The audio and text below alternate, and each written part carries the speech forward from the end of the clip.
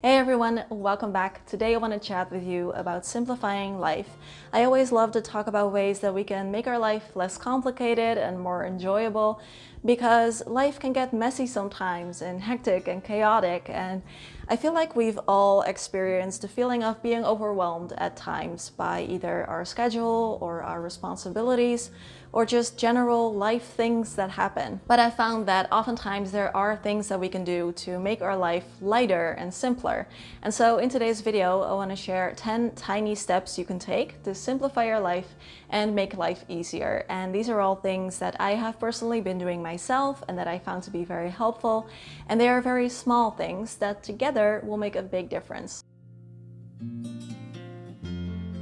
Welcome back, my friends, and if you are new here, this is a place where you can get tips and inspiration for living a simpler, happier, and calmer life.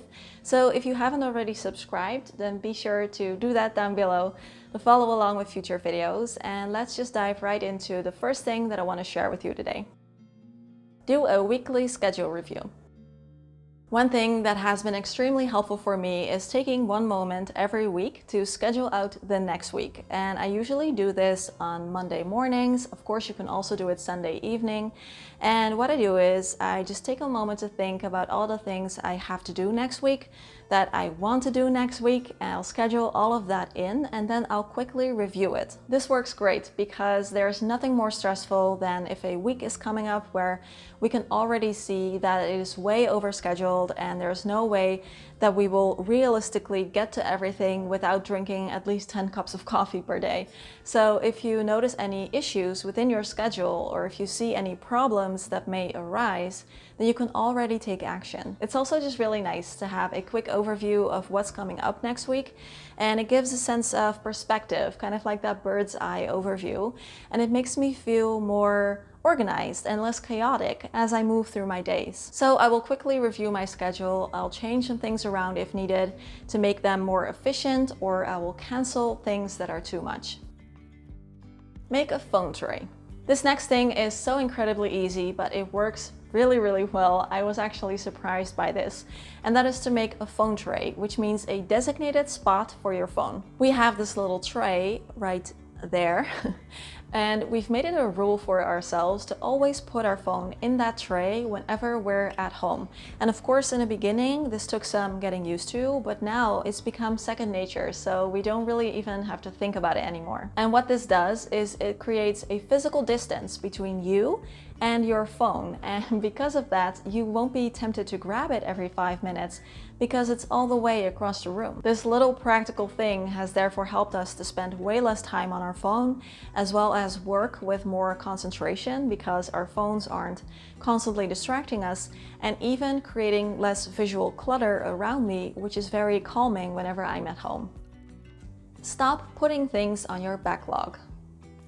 Something else I changed a little while ago was not putting so many things on my backlog anymore, and to focus on finishing one thing before adding the next to my mental list of things to do, to read, to use up, or to go through. I think explaining this works best with an example. So one example is reading a book, finishing it all the way before thinking about the next book to read. And what I used to do is get new books regardless of how many I still had on my to-read list. And what this tends to do is create a lot of subconscious stress, because I always felt behind, like there were so many books that I still needed to read, which is actually silly because, for me at least, reading is supposed to be a relaxing activity. But because I had that huge list of books that I still need to read, it just creates a lot of pressure and stress. And I like to do this with almost everything now, and it is much more calming. So I will have one perfume, and when it's used up, then I will go and get a new one instead of having 12 different ones like I used to have. Or I will completely finish my video game before thinking about the next one, or I will use up my coffee beans before getting new ones, etc. Except for tea, because I think you can actually never have too much tea. So take a moment to look at your backlog. Do you have a really long to-watch list on Netflix? Do you have a long list of books you want to read? Do you have a lot of beauty products that you still need to use up? So try to focus on one thing before adding the next thing, so that you won't have that endless to go through list in your head. Re-examine your beauty routine. This is a quick one that can save you lots of time on a daily basis, which is why it is so powerful. So take a moment to think about all the steps in your beauty routine, and are they still serving you? Are you still enjoying them, or are there perhaps a few that you could leave out? For example, for me, I stopped dyeing my hair a while ago, which is why you can see that color change. I also stopped using heat on it, so I just let it air dry. I had a few products that I stopped using, and all these little things combined can save you lots of time and effort, and also money. Of course, I'm not saying you shouldn't find this important or that you shouldn't care about this stuff, but I think all in all, our beauty routine is meant to serve us. It is meant to make us feel good and confident and put together. And certain steps might just be there because that's how you've always done them and you've kind of gotten used to them. So re-examining your beauty routine every once in a while can be a really nice thing to do. Stay out of the upgrade trap.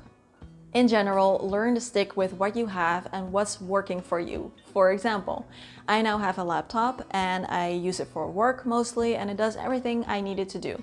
So until that changes, I will not look at any other laptops. I will not consider an upgrade or a switch until it is actually not doing what I need it to do and when it's not serving my needs anymore. And this is the same with everything, like the phone that you're currently using.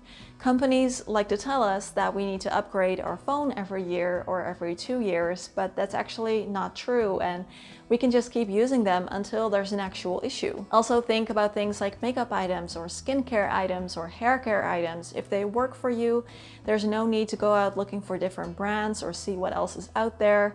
Furniture, same thing, clothing, all of this looking up of information about products that we may or may not want is costing us a lot of energy. There is a huge amount of decision fatigue involved, and if what we have now works for us, then we don't need anything else. We just don't need it. It's a waste of energy. So this helps me to keep things nice and simple and to not spend my energy getting in all of this information that I don't currently need. Speaking of which, learn to set boundaries for yourself around news.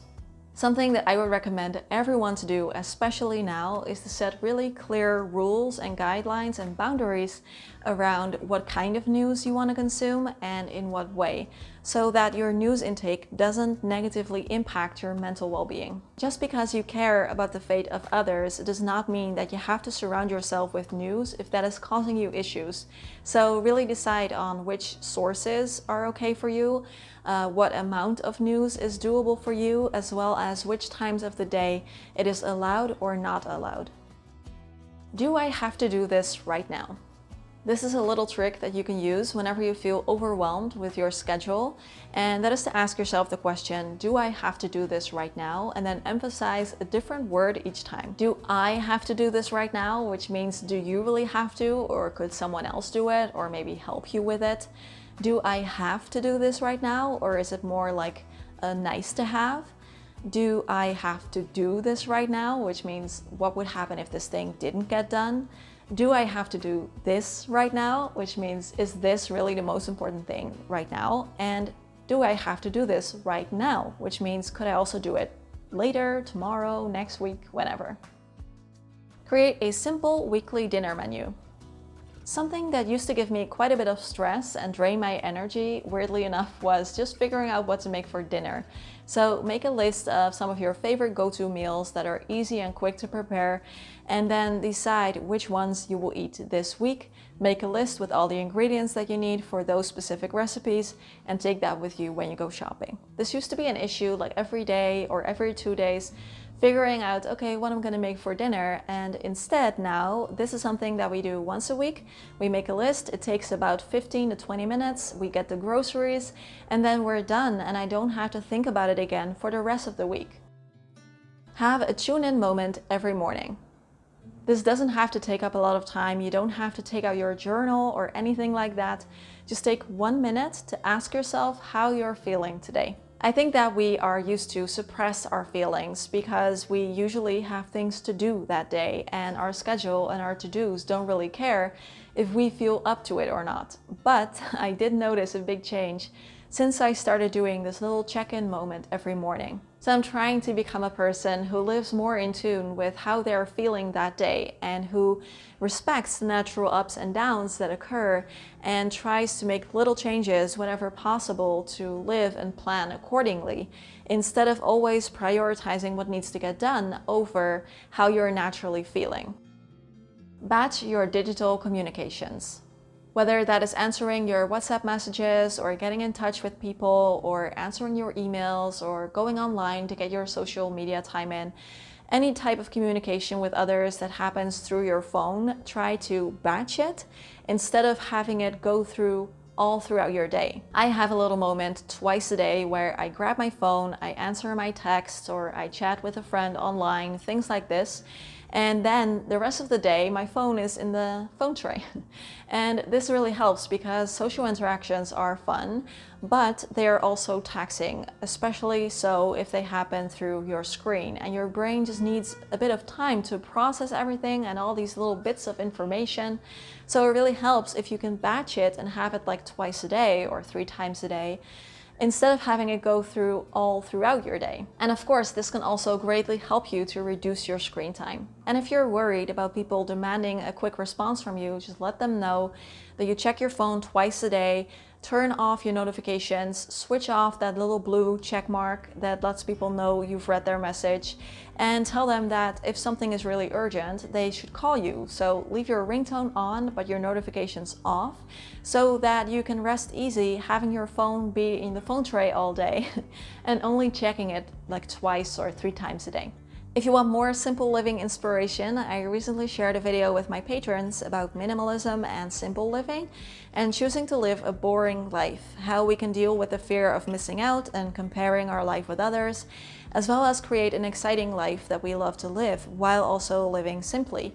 So if you're interested in that, you can join our Patreon community. You can join and cancel anytime, and you'll get access to this video as well as many, many more that are already on there, like mental minimalism, how to be better at positive self-talk, what it's like to live in the Netherlands, or all the books on my e-reader, as well as the occasional vlog.